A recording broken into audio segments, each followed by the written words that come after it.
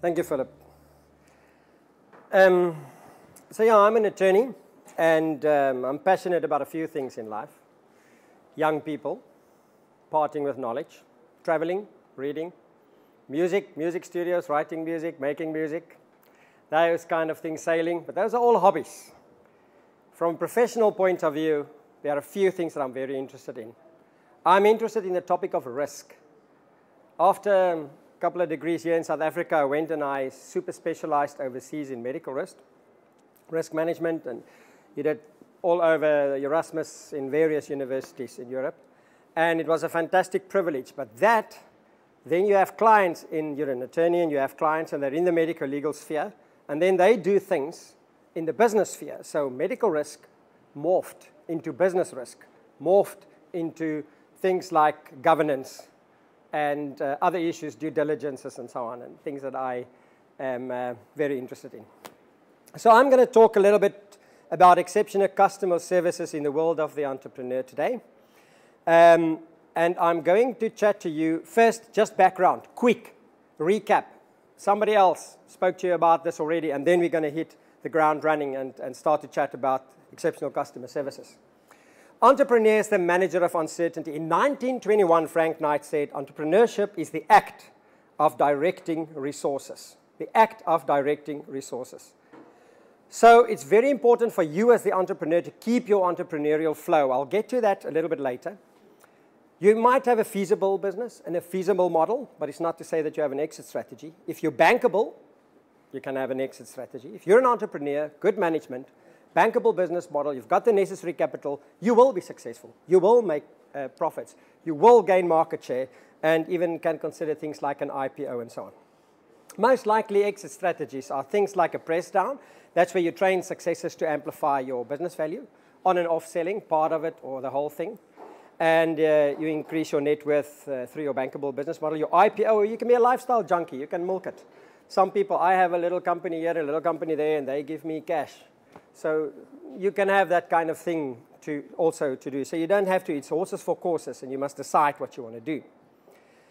In an IPO itself, there are a few things, as you know. You raise the capital, you enhance your marketability, you enhance your image and status of your company. You attract and retain good staff, management, and your abilities to do mergers and acquisitions. And the amplification of the net worth of the entrepreneur is the result. I want to now start with what we're going to do today, and that is exceptional customer services. Now, if we talk about exceptional customer services, there are a few interesting things, and I always go back to Henry Ford, because Henry Ford made a very, very good comment about exceptional customer services. But before I get to Henry Ford, I'm going to give you a memory test. Look at it. Don't worry, you're not going to write a test. Try and remember what you read there. You don't try and have to remember sequence. Just try and remember a few words. Any which way you can. I'm not going to embarrass anybody. Don't worry. I'm not going to ask you to stand up and... Okay.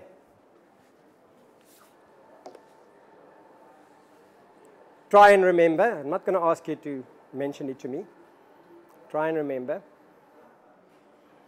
Count them on your fingers. Okay. Who gets 3? More than 3? 5? More than 5? 10? More than 10? Cool. So, what we have in life is it's important to have a storyline when you pitch, for instance. If you pitch and they speak to your CFO and they speak to the CEO and they speak to the person in that corner who's just one of your line managers, you must sing from the same hymn sheet. You must be able to be consistent with your storyline, and you must be passionate about it. So let's talk about this memory test. I'm going to do this. This is a 7mm drill. Bzzz. Okay, you can think about the drill. So I'm going to put this down for a moment. 7mm drill. You drill a hole in a sew box. Put it on yellow paint on this silver tray. You walk out of the house with your silver tray. Outside the house, there's a trailer. In front of it, 4 Goodyear tires on a sports car. In the sports car is a dude called Bob Hope. He was an old guy. I'm old. So he was like a comedian in my time. Okay, Bob Hope. or a cigar. Next to Bob Hope in the sport, if you've got a sport car, you've got a chick. Next to him in the sport car, Elizabeth Taylor. Elizabeth Taylor on her lap. What does she have on her lap there? A dictionary. And on the dictionary, 4 puddings with a bit of raisins on top. What has she got in her one hand? A cup. And the other one, saucer. Teacup and a saucer. And on her head, remember, he had the beret. So she can't have a beret. So she's got a sombrero and a feather with a parrot on top. It's a story. It's a storyline. Okay. Chick, chick, chick, chick, chick, chick. Come outside. There's a trailer. 4 Goodyear tires on a sports car. Inside the sports car, Bob Hope, cigar, beret. Next to Bob Hope, Elizabeth Taylor. The 4 puddings on top of the dictionary. The raisins on top. Okay, you got it. Yeah, the cup, the saucer, the hat, and so on. So remember that. It's a simple thing, but it's a very important thing as you go forward. Because if you one day want to be consistent with exceptional customer services, you're going to have to live up to that promise. Peter, you say with your sign language, you showed more things than the words on the paper. I know. All right. Henry Ford. A business absolutely devoted to service will have one worry about profits. They will be embarrassingly large. This, Henry Ford said a long time ago. And let me tell you from experience, people say, Peter, when you became that CEO there of the financial services company and 2 years later you won the Platinum Achievers Award, how did it work? I had the same things that I sold in call centers than the guy next to me. But we understood ourselves, we understood the customer, and we went for the exceptional customer, and we made a promise to ourselves that exceptional customer services will be what we're going to be about. But to do that, there's a bit of psychology. You must understand a few things, a few new things, because life is changing the whole time. What do I mean by that? I mean, you must understand the new customer. The new customer. Not the customer that your dad had 15 years ago. The customer that you have today. You must understand yourself, your business. That's what yourself means. You must understand yourself and within your business. You must identify new behaviors around you. We're going to unpack these. And also, you must commit to a new strategic focus. And when you commit to a new strategic focus, now, if you can remember so quickly about a drill and a hole in a sew box and yellow paint and a trailer and all of that, then you can remember 2 words of today. You can completely forget me. You can completely forget anything about the talk, but there's two words that you're going to remember today. 2, when we walk out of there, and that is bliss points and pain points. You are going to make bliss points and pain points part of your exceptional customer services vocabulary. And I promise it will work. So, what are the benefits to your organization if you understand all this new belief, new client, new customer, new psychological way of doing things? What are that? You're going to get high quality clients. We're going to unpack it. Don't worry. I'm not going to jump and just hang in the air. There will be sustainable profits and growth. You will have more control about your business and more control about your client, and it will be more enjoyable. But you must understand the new customer. So what is this new customer? Let me tell you something about myself. Today, I'm going to drive back from this beautiful town that I love. My wife works just here around the corner for a listed company where she's on the exec. And she loves Stellenbosch. She's been driving here for like 20 years. I'm going to drive back to our house tonight. I'm going to stop there in Table Mountain Shade in the southern suburbs, go to my post box. I'm going to open my post box. I'm going to take out the post that was delivered today. And where am I going to go with that post? Do you know where I go to first? The trash can. Straight. Without passing begin in Monopoly. I go straight to the trash can. I stand next to it. I look. First one. Second one. Third one, bill. I have to. Second one, postcard from my boot overseas. Fourth one, trash can, trash can, trash can. My grandmother, she died many decades ago, may her soul rest in complete bliss and peace, would freak out about how rude I am. How can I throw post away that somebody sends me? They got my address. It costs them money to put it in an envelope and to send it to me, and they've got a message in there and so on. But she died like 50 years ago. In her time, that was new behavior in that time that you had to do. Today, please, I'm not even interested to open it, let alone read it. Because why? Because I cocoon sociologically with what I want to cocoon with. Within my post-cocoon, there are certain things that I do and others that I don't. Within my friend environment, there are certain friends that I cocoon with and that I am friends with. Within my community, there's 6 community, Bishop's Court, Upper Claremont, and so on. They elected me on the police forum for a few years. And I resigned last year. It was very, very fulfilling and nice. But what do I do there? That's another kind of a cocoon of mine. They're not my friends. I don't braai with them. But they're nice people, and we all want to anti-crime, crime fighting, that kind of stuff. So we have cocoons in our lives, and that is why, and what I do, we cocoon with like-minded people. Now, it's a new sociological shift here. A satisfied customer is not enough anymore. A satisfied customer is definitely not enough anymore. There's a sociological shift back to this cocooning. In the 60s, free love, we all go, we have party, you come back and so on, and then you're friends with everybody. Hi, dude, how are you? You know, I'm fine. No, today you do whatever you want to do with like-minded people, and you cocoon in smaller environments. Yes, you go to a big rave party, and you go and you live it up. But when you go back, you're again back in your cocoons, and that in itself is a cocoon. So just understand that and keep it in the back of your mind. And there's a boom in networks, as all of us know. There are business networks everywhere. Business networks that you are formed part of, that I form part of, that we form part of, and we all link in, and that is how we grow our businesses. To a large extent, it's not the only way, but to a large extent. The relevance of social media. When I had my business overseas that we exited in 2002, what the hell is social media? Today, social media is there. It's a reality. It's a very important thing that you must understand. You must understand the implications of it. Once you step into that world as a business, you can't step back. If you're in there, you're in there. So those things you must just understand and take cognizance of. If you want to own a client, you have to offer more than what they want. Because what they want is what they pay for. That they can get anywhere where they pay. They want something more than just the mundane. You must take away the pain points and create the bliss points in any business. I'm going to come to Uber now.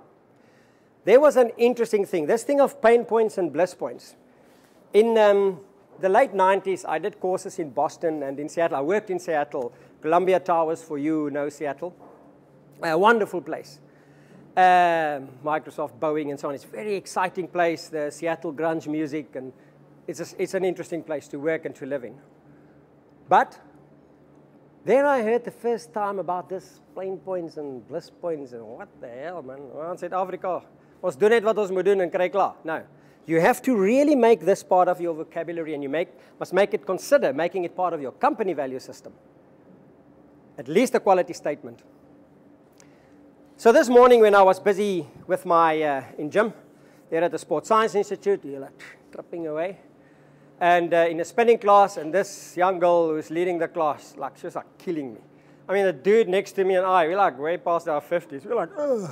And she just says, no, you're going to remember me. It's long weekend, you know. I said, I don't want to remember you.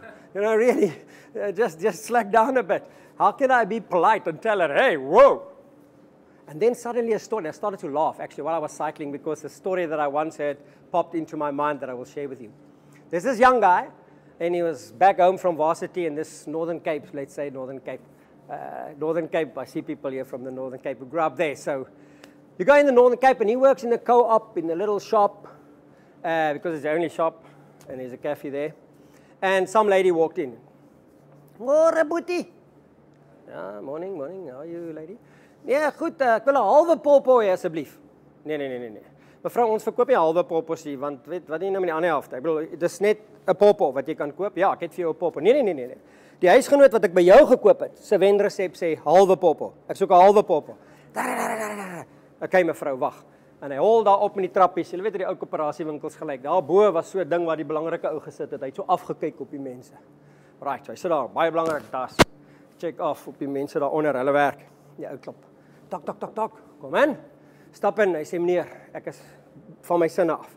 Daar so 'n mal, irriterende vrou daarvoor, wat 'n halwe poppel wil hê, en toe hy so kyk in die hoek van sy oog sien, hy het agter hom aangestap en sy staan in die deur. En hy sê, maar gelukkig het hierdie galante dame aangebied om die ander helfte te koop. Die baas sê, okay, go and help her with the popo and come back. Helps her, got the popo, gave her the popo, half the popo, she's gone. Comes back, op in die trappies, tok, tok, tok, kom in, meneer, kom in, meneer, ek is terug, en so aan. En meneer sê, you know, you're very diplomatic. We need people like you in our company. So I phoned head office. And you won't believe when I told him the story what happened. He said, what happened, meneer? I said, jy gaan nie terug, waar sit jy nie, boet? Jy het 'n helse offer, hier kom my deur. Die fax. Hy sê, ons gaan nou vir jou hierdie offer gee. Nou voor die e-mail tyd. Hy sê, oor my kop, oor die streeksbestuurder se kop, oor die hele Wes-Kaap se kop, tjof, stryd Pretoria toe. Hy sê, waarna toe, meneer? Hy sê Pretoria toe. Hy sê, oeg, nee, jena asseblief meneer, net nie Pretoria nie. Hy sê, why? Wat's fout in Pretoria? Hy sê, daar bly net rugby spelers en slegte vrouens. Jy sê, wat? My vrou kom van Pretoria af. Hy sê, is dit, vir watter span het sy gespeel? See? Diplomatic. Let's go to the Uber concept and get serious again. Much of the Uber concept comes down to going beyond the typical expectation. That is hunting those bliss points down. That's why they're so successful. And I've just went to a seminar in the Netherlands about this and had a whole strategy for Europe. Now, they go beyond the typical expectation that they articulate, because if you take the experience and the expectation and they meet, that's just normal satisfaction. That's not wow. You're not wowing me. Uber going beyond creating opportunities and for those moments of joy, the bliss points, as they say. They also take away pain points, and sometimes you don't even know that those pain points are there until they occur. Then you know they are there. So they think about those pain points. How can I take away all the pain points in the life of you, and me? That's what they think about. Mere satisfaction is not enough. They want a wow. So modern life today, you and I both know that most taxis that you get into can't take credit cards today. So they thought about this.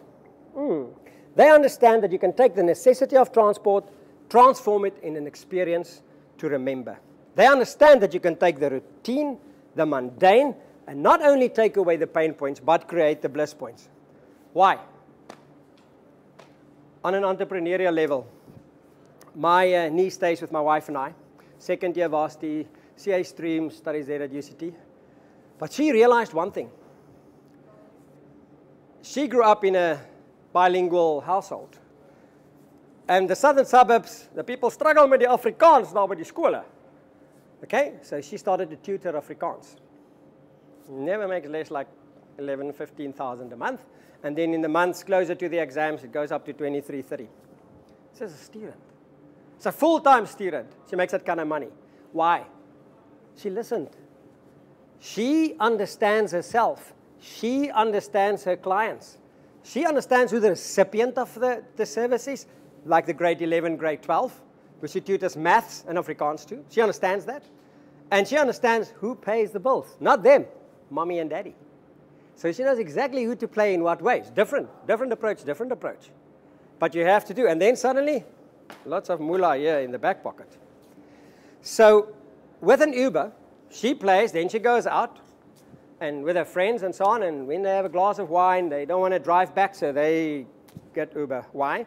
Because you can take Uber Black, you can take Uber XL, you can take Uber X, you know where it is, how far it is from you, etc., etc., etc. You don't have to have a credit card, just get in. Are you SARA friendly? Yeah, punk, in, there it goes. Drop right in front of my house. They focused on pain points and bliss points. And they work on that, and they build their whole strategy around that.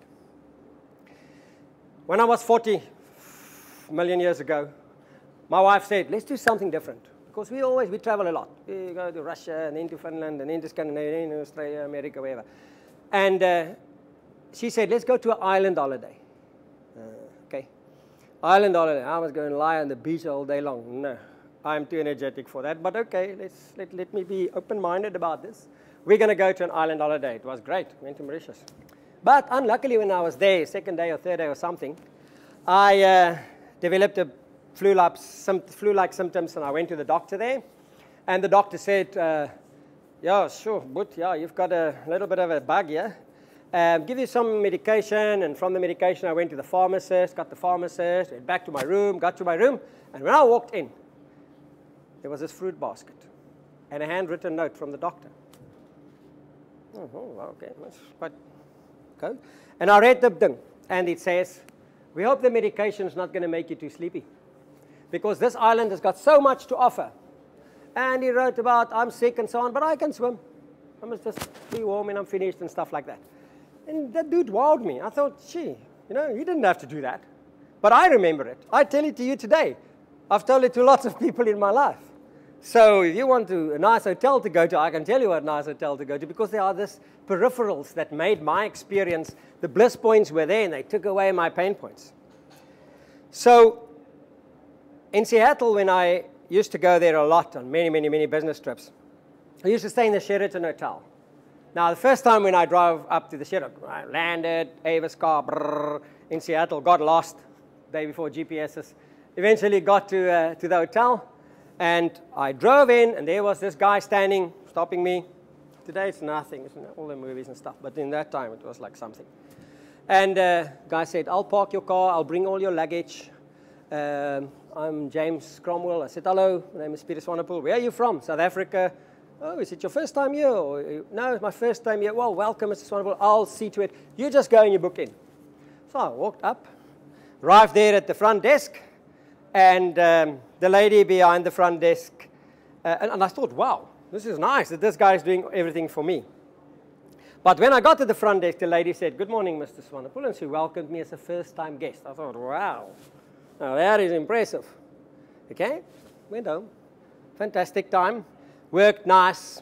Enjoyed Seattle and what it had to do. And the next time when I was there, the same happened. But this time she said to me, it's a privilege to have you as our guest again.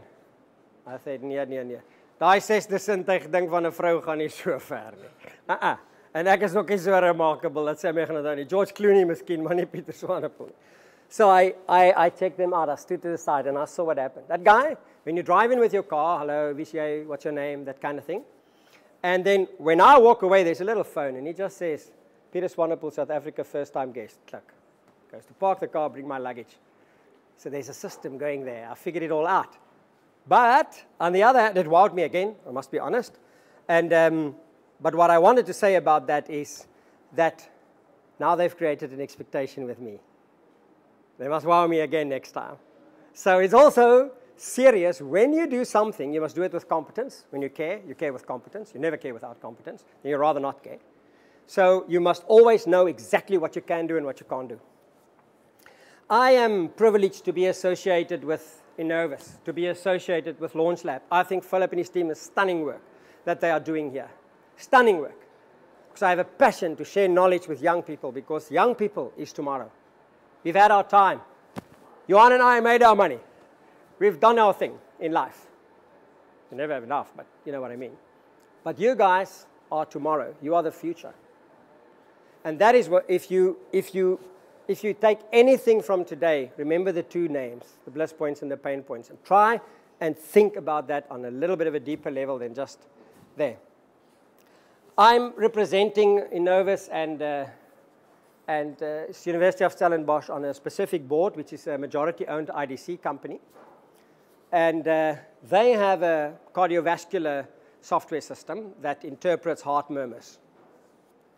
Now, the name of the product is Sensei Cardiac, and the company's name is Diacoustic.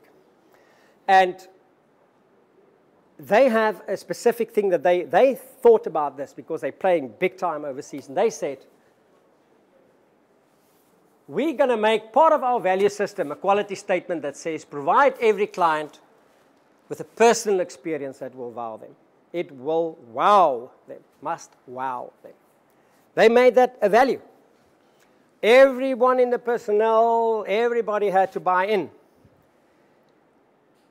And the important thing of that is, when you wow somebody, what happens? They become Cardcarrying Fan Club members. They run around. Here's Yvette today. Yvette is doing a lot of work for Diacoustics. A lot of you know her. When I, in my companies, want to quickly change a director or please get me a tax clearance certificate ASAP, she's got the connections and she's just, the office is here in Mitchell's Plain, so she's close to all of us. Now, what am I? Is she paying me to say this? No, not at all. In fact, I'm a lot of times saying, hey, vet, doing that. But I'm a Cardcarrying Fan Club member. So when I said to her, she said, no, she's going to be here. I've got a meeting with MC and a meeting with wherever today, yeah?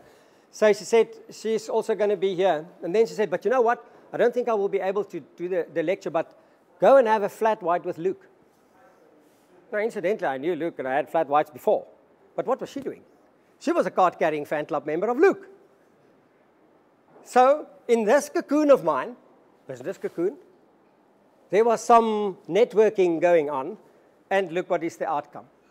And that you will learn. The more you go on in your business, you will learn the value of networks and the value of this cocooning thing. So what did they do, Sensei Cardiac? They say we have a few challenges. Because what did they do? All these technology, they put it's in software. So let's call it in a box. So they've got a cardiologist and a pediatric cardiologist in a box. So the nurse and the GP, who normally has to send a person to a cardiologist to get to XYZ, can now get it on this, right?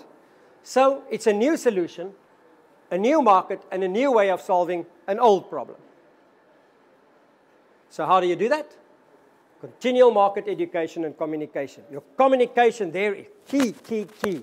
Because you want to tell the people who are doing the sports stars of America, everyone must, not can, must go for a full medical. So you have this little box. You don't have to have a cardiologist. You have this box. And if there's a problem, then you can refer to the cardiologist. The truck drivers. All the truck drivers. So nurses do it. Other medical providers do it. Not only GPs, and GPs as well. So you empower them. So you've got customers on 6 continents. How do you deal with customers on 6 continents if you want to give exceptional customer service? You find ways to send every new customer a personalized field email. And you let them know that even the CEO can assist them if there's time. Can he? No, he will always be available. But you ride that. And there must always be somebody available. And somebody with integrity and somebody with competence that can help. We've got computer illiterate customers on multiple time zones. It's a big issue. What do? You get up at 12 at night and you Skype. That's all you can do. You can't say, I can only do it between X and Y. If you can only do it at 1 o'clock, tough. I can't help you. No. Because is that guy going to be a Cardcarrying Fan Club member after this? No. The contrary. You will be a card-carrying badmouth, your business client of yours. Incompatible computers and operating systems. I put in brackets, read old, because it's people with old technology. But what can you do? You start your team viewer, you go in, you check around there, and even if it's in the middle of the night, you try and help. Everybody has a specific need or a challenge that's specific to them, whether you're a nurse or a people testing truck drivers or whatever. So listen to your customers. Really listen to your customers. Have empathy and solve and then follow up and all of that. Because what irritates a client? And a client is your profit, a client is you. It's a reason for your existence. What irritates them? Lies. Especially those lies that sounds like the truth. Phone call centers, you'll know what I'm talking about. Red alert, that's the disrespect things. Broken promises. The I just work here attitude. I don't know, I don't make the rules. I just work here. That's not what I want to hear. I know you work there. I'm talking to you. I want you to solve my problem. The big weight. Automatic pilot. People who can't make decisions. Yes, I understand completely. Why can't you help me if you understand me completely? If you understand me completely and I present with a problem, help me. Come to the table here. Solve my problem. They suffer in silence, you know. Okay, Mr. Swanepoel, just hold on.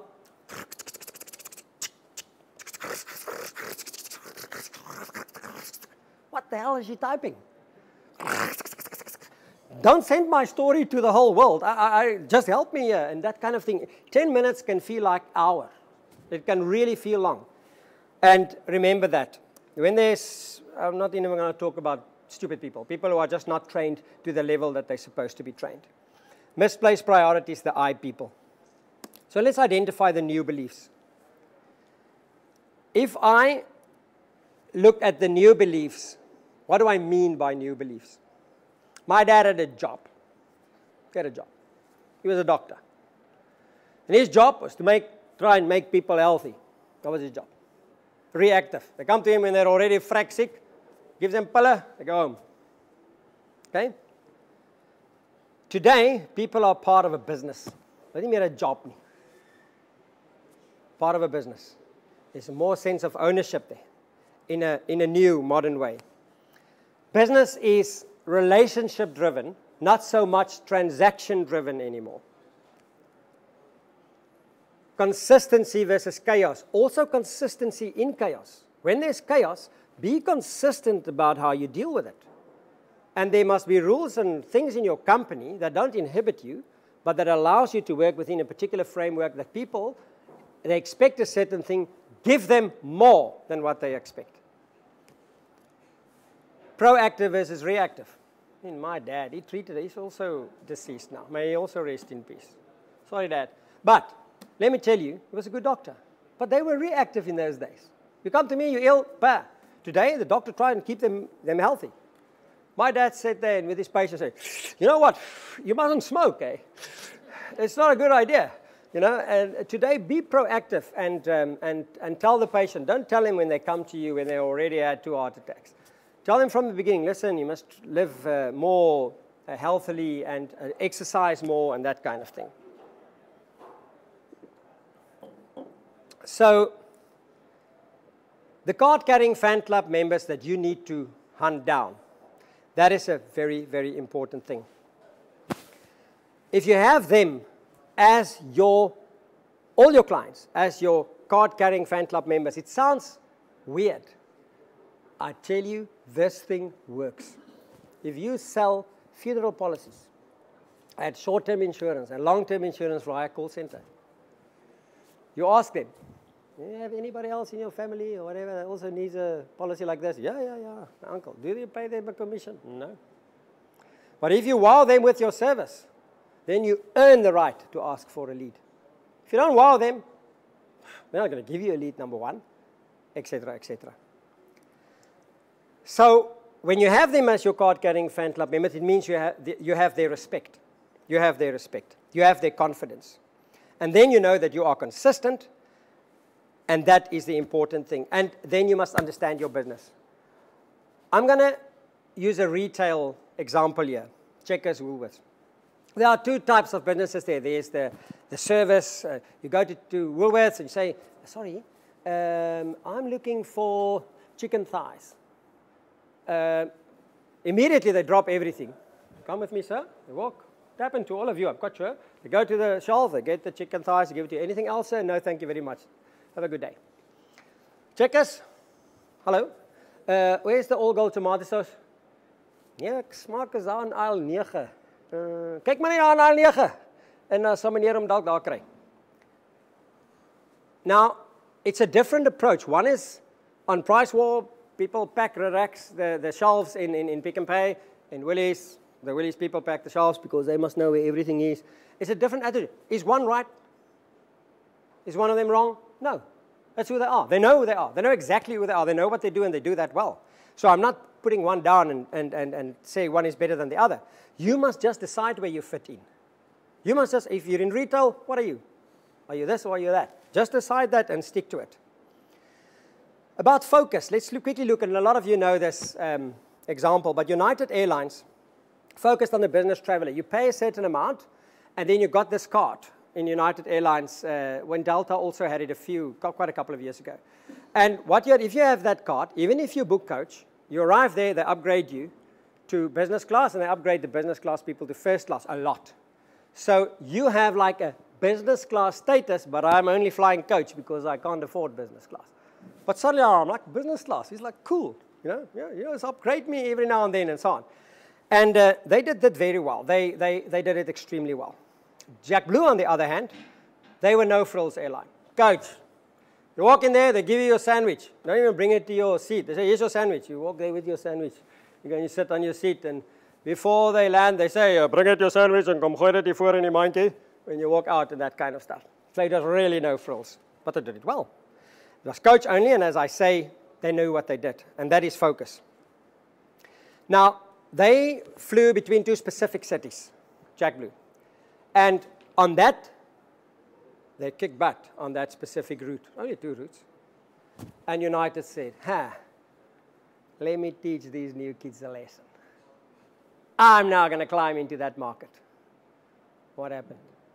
The moment that they lost focus, the moment that they were somebody that they're not really, what happened? They lost customers. Because now there's no space. Everybody flies. Coach is full. Business class is full. They can't upgrade you anymore. So they can only upgrade 3 people. And instead of a lot of people to business class and that kind of thing, they started to lose business. They started to lose a lot of business. They physically drove business into the arms of the opposition. And then they said, okay, whoa, we have to go back. We have to climb back into who we are. And then they started to go better again. So you must always ask yourself in business about yourself and your own role within your companies. Do I make a difference in my business? Not in my job, in my business. Do I make a difference? In your business, if you are the boss in a startup, you're going to grow. You're going to get personnel. You're not going to always have the luxury of having an HR manager next to you and that kind of stuff. You have to get a little bit wise about psychology and realize there's different types of personalities. Let's talk about A, B's, and C's for the moment. Your A's, those guys that are your star performers, ambitious, but they also jump ship sometimes. But they are, you must look after them. Then you've got your B's. They ground that A. They ground it. And then you have your C's. They don't work very well, and they hide very well. They act as if they're working a lot, but it's difficult sometimes to get to them. So what happens in a lot of businesses? The moment that a business starts to grow, the CEO and his exec team starts to focus on the A's and the C's, and they forget about the B's. And let me tell you one thing about the Oscars. If you watch the Oscars again, in America, where they hand out the Oscars for the movies, it's not only Clooney and co. winning Best Actor, they support the actors, and they win exactly the same Oscar. Exactly the same Oscar. So don't neglect your B's in a company when you start to grow. You're going to have pain if you do that, because those B's, they ground. They're the go-to people. They're trustworthy. They're always there. They are the people that they do the work. So you must look at everybody there. And you are not paid, and you don't pay your staff for what they know only. Even if you know and you understand who you are and your client and the new beliefs and all of that, you must be able to perform. You must be able to perform. You pay others not only for what they know, but for what they can do. There's a story of Dr. Anton Rupert, who once said when they interviewed somebody, let's say for Mont Blanc or something overseas for some other post. Yeah, this guy's got an MBA and a DBA in Switzerland and did this and that, and he can be fantastic. And he said, but what can he do? Because that is the difference. What can he do? I may have a lot of degrees, but what am I really worth to a business? And that's why it is so important to think about yourself like that too, and then also about your staff. Remember to always stay focused and to keep the end in mind. And I'm going to tell you a secret today. I don't like to talk about my toilet habits, but I am going to. When I go to the toilet, I don't know about you, but when I go to the toilet, I walk with a 5 Rand coin. And when I get to the toilet, I don't take the 5 Rand coin out of my pocket because I lie. I didn't walk with the 5 Rand coin because I know exactly what I'm going to do. I'm not going to go heads or tails, number 1 or number 2. I know when I go in there if I'm going to do a number 1 or number 2. I don't have to do this. So why in your business don't you know what is the end? You must have the end in mind of your business. That is so very, extremely important and vital. So your mission must always be clear to your staff, not only to you, to your colleagues. Very clear. Know who you are. Know what your business is. A lot of you saw these 9 dots. If I take a pen, I put the pen there, and I say you can draw only 3 lines, but all these dots must be linked. For those of you that have done it before, you know the answer, but think about that a little bit. You're not allowed to lift your pen from the page. To cut the story short, because we are pushed for time, it's difficult. But if you take the pen and you all go like that, you go like that, and you go like that, and you've linked them 3 lines, and you didn't lift your pen. We'll get to that one when we talk after the constancy of purpose argument. All your behaviors in your company will either enhance or violate your vision. Think about that. Everything that you do will either enhance or violate your vision. Everything. Your strategic focus must therefore guide your behavior. And it must guide not only what you do, but also what you won't do. And a lot of people forget about that last part, the won't do part. It's very important. Discover what your client really wants, not what you think your client wants. What does your client really want? What do they really need? You must identify the recipients of your service. Is it the corporate? Is it the patient? Is it the family member?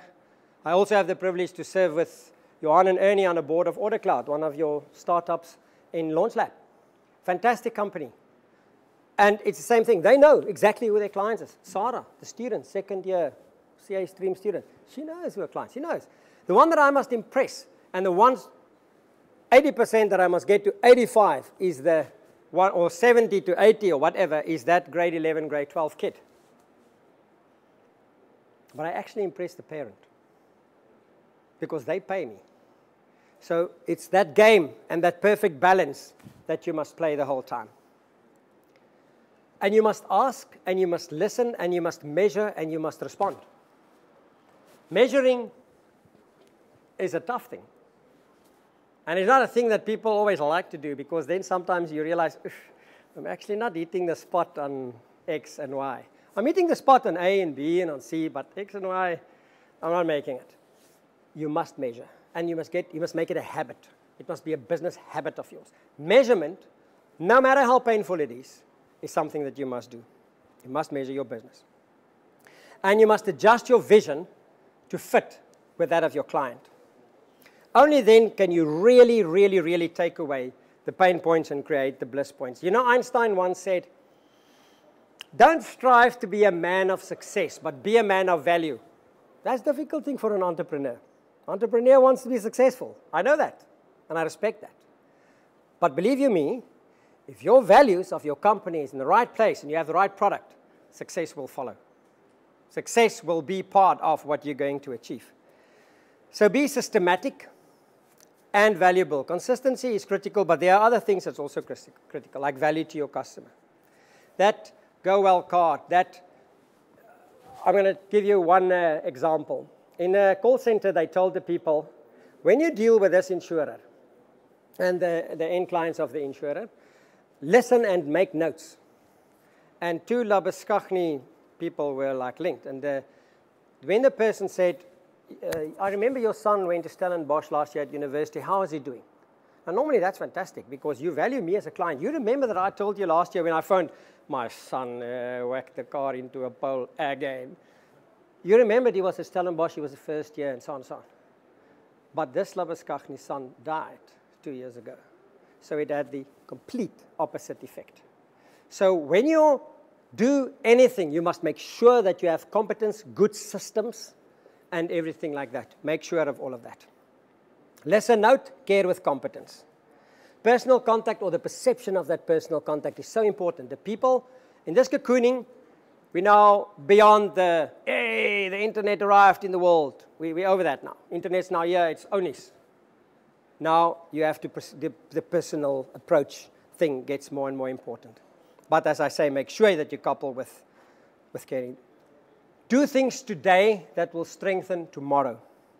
The founder of Pennsylvania once said, follow those who are seeking the truth and be wary of those who claim to have found it. And a lot of times, people will claim to have found it. Excellence is a moving target, people. It's a moving target. You have to reinvent, you have to listen, you have to be on top of your game the whole time. always compete hardest with yourself. A good entrepreneur always compete hardest with yourself. Always push beyond existing performance levels. Move from what exists to what is possible. What is Mark Barnes trying to do now? If you read the Business Day, post office. He wants to privatize the post office and get the post office. He's got so much money. I'm not talking Braid. I'm not talking systems where you play the stock exchange. I'm talking the post office thing. He is an entrepreneur that made a lot of money. Still making a lot of money. But always, I want to move from exist to what is possible. When he got a bee in his bonnet, hey man, I can do a better job with the post office and government, and I'm going to try and convince them that I can do a better job, and then do a better job if I get it. That is what an entrepreneur is like. The mind of an entrepreneur is an entrepreneurial mindset. You're going to look at the chaos, and you're going to go for it and try and make sense out of it. That's also the benefit. That's also the kick. It's nicer than cocaine. So think about life and think about value systems. But do these things. Compete hardest with yourself. Push, push, push. Push beyond your existing performance levels. Beyond. And go from what exists to what is possible. Seek to be demonstrably better than the competition. And not just the competition, the real competition. Don't fool yourself. Look at the real competition. Because sometimes people think my competition is X, Y, and Z, but they completely forget about E and F. And sometimes they see that, woo, although this does not directly look like me if I look in a mirror, that is where my competition is. You must think like that. 1,500 years ago, the people believed that the sun goes under, then it goes under the earth. Tomorrow morning, sun comes up, goes over the earth. That they believe that the earth is just hanging there and the sun is going like that. 500 years ago, it's not far, it's not long ago, people believed, no, flat earth. Get onto a ship, hasta la vista, baby. You're going to go down. 70 years ago, people believed zero defect is impossible. If you buy a Swiss watch, a good Swiss watch, and you play ball with a contract, i.e. you take it for the services that it gets, zero defect. They'll fix anything for free when it breaks because they know how they make the stuff. And the Japs, when they did, they said, no, this is impossible. That won't work. And eventually the Japs had to adopt that strategy because they realized it is possible to have zero defect. So, because then if you have a defect, it will be easy to fix. Because if that is your struggle, but one thing goes together, you know, there's a Monday, you bubble us when you make the watch or something, things can happen in life. But zero defect is possible. 17 years ago, they thought it's impossible. 60 years ago, some people, and I've met them there on Mercer Island, that long hair, they walked in the big companies, say, hey, you want to raise money? What do you want to do?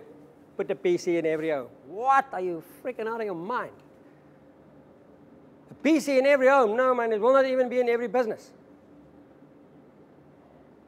Hello? Today we have a thing that develops out of the PC in my pocket, and I call it a phone. It's not a freaking phone. And there is a PC in every home. So, a few minutes ago, some of you thought that 3 lines, you won't be able to link with 3 strokes, 9 dots with 3 strokes, and without lifting your pen and that kind of stuff. So, embrace your company strategy.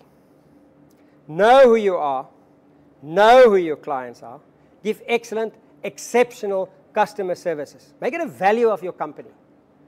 And then, focus on take away the pain points, create the bliss points, work hard towards having your card-carrying fan club members, and enjoy it. And now I quickly want to do something. I'm not going to steal. I'm not a magician. I can't do anything. Can I have your phone, please? Okay. Who's got any car keys? Thank you, Johan. Yeah, got car keys.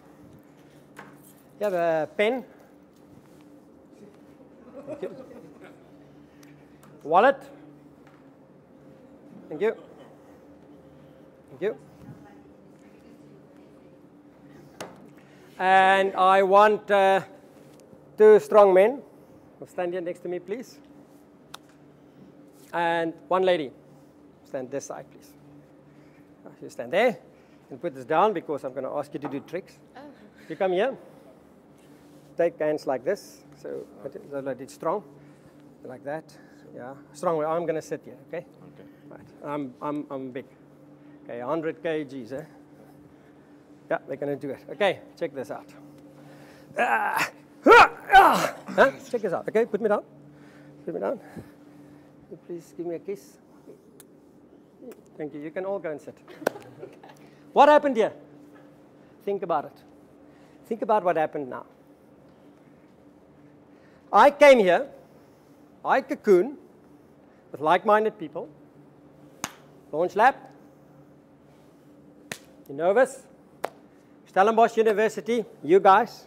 I come and I try and part with knowledge and give you some excitement about being an entrepreneur on a level that's not the normal entrepreneur lecture. I serve on some boards here. I hopefully do some things where people will earn a little bit of respect from you. And then I ask for something. Somebody gave me the wallet. And there is money in it, lots. You pay too much. Do something about it. It's a board member. I got a pen. I'm going to write, make notes. Got a nice little phone here. I'm going to play a lot. Mercedes, that's somewhere in the car park waiting for me. And a kiss from a lovely lady and 2 men holding hands. Thank you. Think about it. Think about it. Remember one thing, people. The key in life is to earn respect of other people and treat them with respect. When you have a client and you want to retain the client and you want to build on the client, you want that client to walk and tell the next guy, Jene, jy moet met Pieter gaan besigheid doen, of met Koos gaan besigheid doen, of met Gert gaan besigheid doen. Yesterday we sat and we unpacked the due diligence process on behalf of Ella with some of the board members and the CFO of AutoCloud. And we sat there. And after the business, Johan, sorry, I'm going to use your name here. Johan said to me, Pieter, you must come and do that at one of my businesses too, please. Because he could see certain value. Why? Because I'm clever? No. No. But I did something of credibility. I did something where competence is part of it. I cared about my client, but I cared with competence. I wowed, I tried to wow, and that kind of thing. So this is what I wanted to say to you today. Remember those 2 words. Okay, I'm not going to go the whole thing now. But you remember, and Bob Hope and Elizabeth Taylor and the 4 puddings and so on. So it will be easy for you to remember bliss points and pain points. Just don't turn them around. Bliss point and pain point. Thank you very much. That is it.